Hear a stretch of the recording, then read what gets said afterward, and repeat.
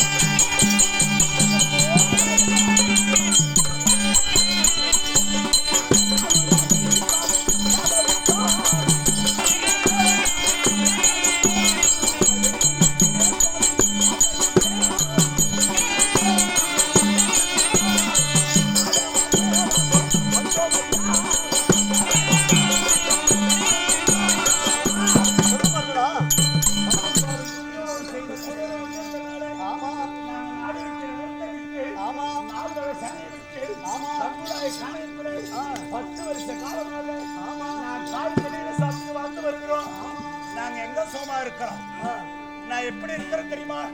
என் பங்கும் பங்காளி ஜெயிப்பதற்காக நான் சைவாய் மலை தலை செய்ய போகும்போது அந்த முத்தி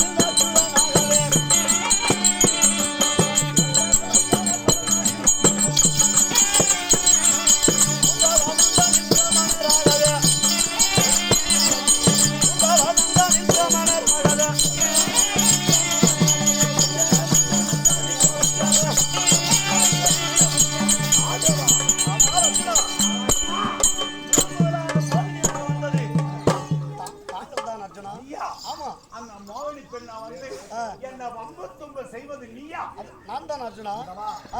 நான் ஆண்டவனை போய் தவம் செய்யும் போது ஆமா 4 மாவடியாக வந்து என்ன வம்பத்தொம்பு செய்தாயே சாமி. ஆனால் அர்ஜுனா, நீயோ பெண் என்றால் மயங்கி விடுவது பெண் ஆசை பிடித்தவர் என்று பெரியவர்கள் சொல்வார்கள். அதனால நீ போகும்போது பாசுபதாக விடைபெற வேண்டும். சிவபெருமானை பார்க்க போகும் நேரத்தில் யாராவது பெண்ணாக வந்து நிலத்தில் பேசிட்டால் அந்த பேச்சு பார்த்து இயங்கிடுவியோ என்று என்னுடைய மனதை பார்த்து நான் சோதித்து பார்த்தேன். தெரியாமல் அந்த பெண்களை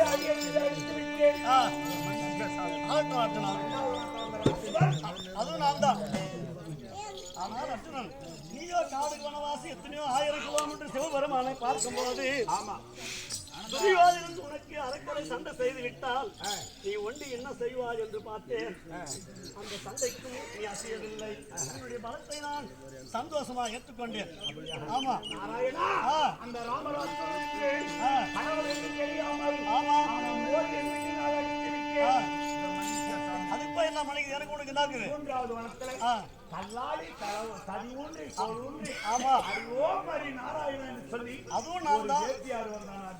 அதுவும் நான் தான். அது எதற்காக வந்தேன்னு கேட்டா, நீயோ சிவபெருமானை கோரி தவப்பொழி நேரத்தில் ஒரே தியானமா போறையோ யாராவது பெரியவர்கள் வந்து யாராவது பார்த்தா அங்க சாமி இல்லை ஒண்ணும் இல்லை பெரியவர்கள் சொல்லக்கூடிய வார்த்தை திரும்பி வந்துவிடுவோ என்று அந்த வார்த்தை நான் அதனால் தான் பிராமணராக வந்து நான் உன்னை பேசி பார்த்தேன். அதுக்கும் அவசியமில்லை. என்னுடைய மனோபலத்தை சந்தோஷம் அடைந்தேன். தெரியாமல்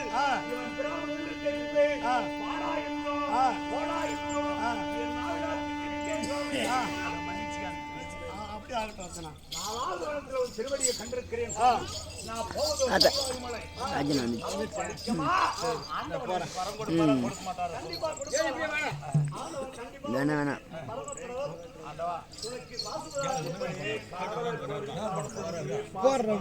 போனோம்பா.